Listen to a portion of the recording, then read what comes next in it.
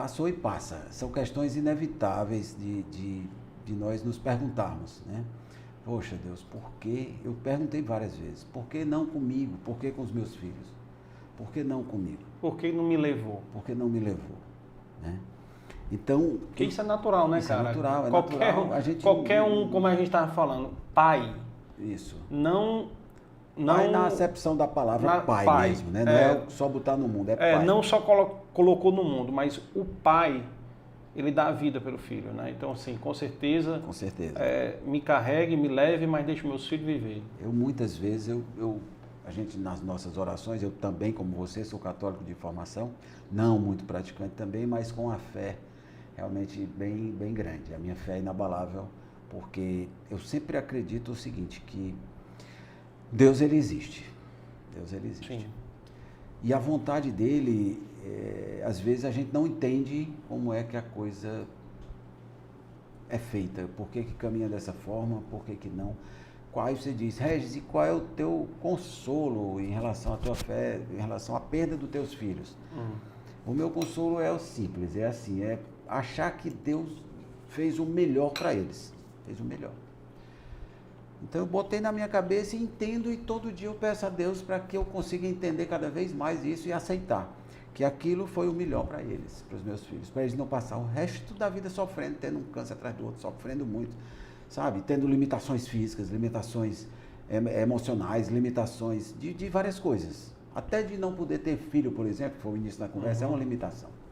Você só pode ter filho se você fizer a genética, ou então esse filho pode nascer com um problema genético também, sabe? Então, são muitas coisas.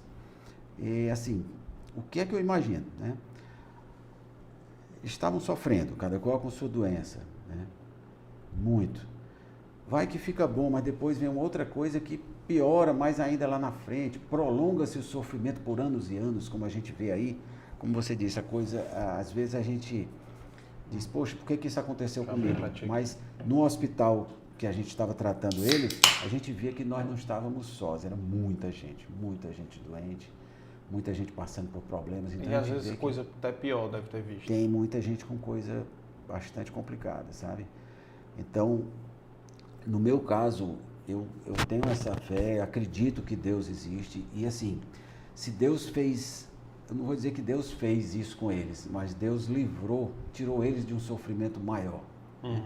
E nós estamos aqui também, é uma outra forma de eu pensar que nós estamos todos aqui de passagem, é uma vida que nós